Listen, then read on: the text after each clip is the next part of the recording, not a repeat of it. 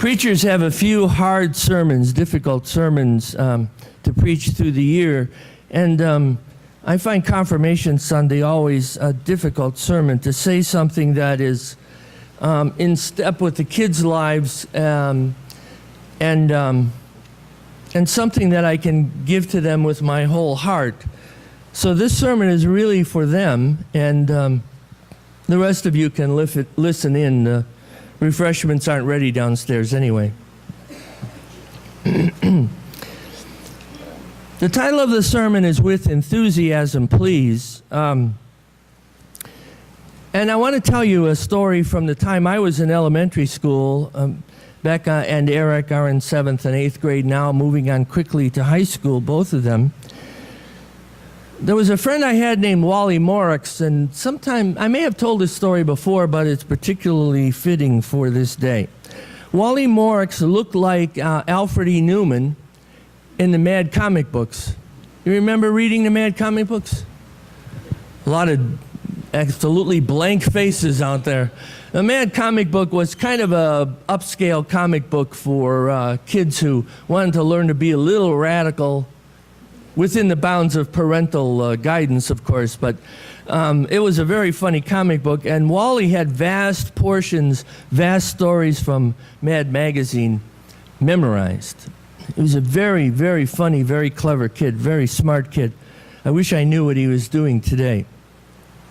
There was only one problem. Wally had absolutely no athletic ability. He couldn't play ball.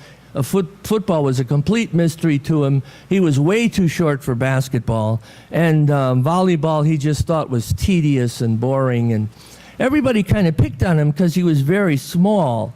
When I was in 8th grade, I was 5'3" and weighed 105 pounds. And Wally was much smaller than me.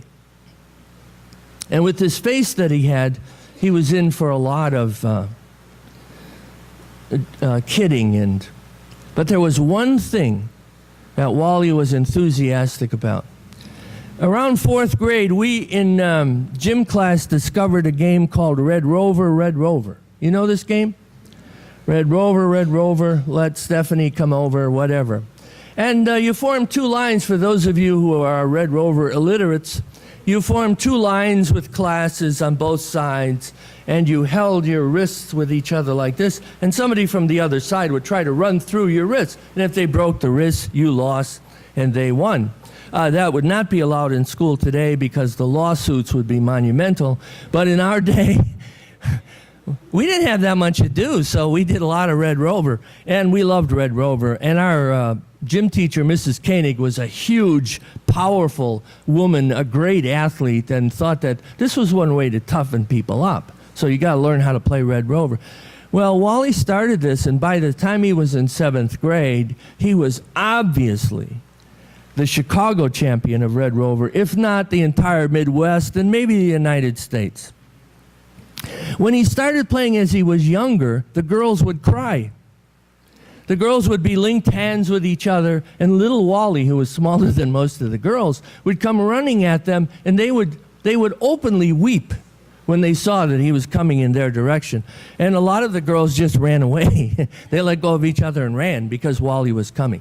Now he gets up to 7th and then 8th grade, and there's a lot of big kids in 7th and 8th grade. Kids who had tremendous growth spurts. We had kids that were 5'9", 5'10" in 8th grade, 150, 160 pounds. And so that was a little bit different. And the boys, of course, they had some honor to maintain in Red Rover. And this is just exactly what Wally wanted.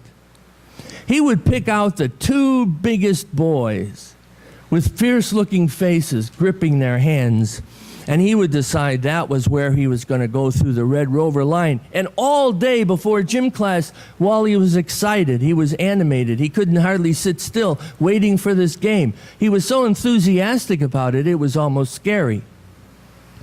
What was his secret? This roughly 100-pound, 5'1" little boy running at 8th graders who were big and strong. He had a scream that was not describable.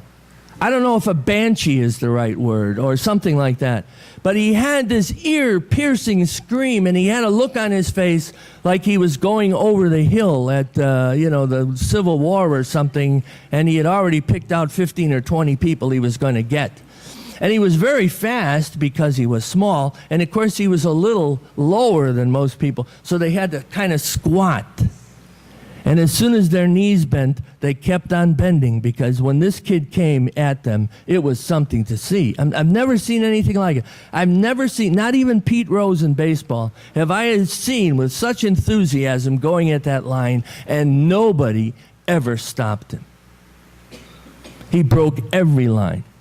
I can remember my friend Alan Anderson, who was the biggest kid in class, a big Swede.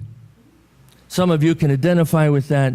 Big, strong kid. And Harlow Blodgett, who was the other big, strong kid. And they would get their grip. And he's not going through us today. And then about a second later, they'd say, "Oh, man, that really hurt." Kid was great.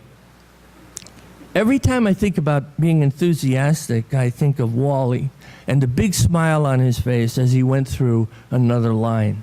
And as he anticipated this game.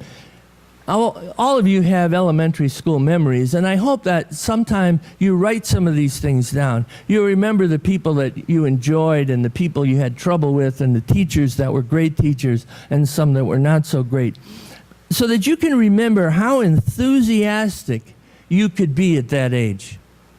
Do you remember? How completely enthralled with something that you could possibly be in those days. Enthusiasm is a very important part of our lives. You notice it immediately in a person who is not very enthusiastic. When I went to seminary, my field director, Dr. Cook, told me that enthusiasm in New England was quite a bit different than enthusiasm in the Midwest. He said when the chairperson of the congregation or the president of the board of deacons says, "Well, Pastor, your idea probably won't hurt anything," that's enthusiasm. That's New England enthusiasm. They have really gotten themselves all worked up about some particular thing that I was planning. Well, that was long ago, and a great deal has happened. A great deal of good memories and some not so good. But I find that I still think about being enthusiastic as much as I can. And I find that when I can work up my enthusiasm, life goes better for me. And I think it's probably for you too. And sometimes some of you are enthusiastic about things that we don't understand, like doing the dishes. Guy Beals in the back of the room loves doing the dishes. And he's back there, and of course, he's a doctor in history, and so no doubt there's amazing stories going on through his head while he does the dishes. Guy is a good example of enthusiasm. He seems to be enthusiastic about life all the time. I pick you out, Guy, because everybody shares the same thoughts that I have about you. I want to read you a verse from John's Gospel. It's the very last verse in the Gospel of John. But there are so many other stories, the apostle says, there are so many other things that Jesus did. If every one of them were written down, I suppose that the world itself could not contain the books that would be written. That verse says to me that there is so much more to our world and our faith than we can ever understand.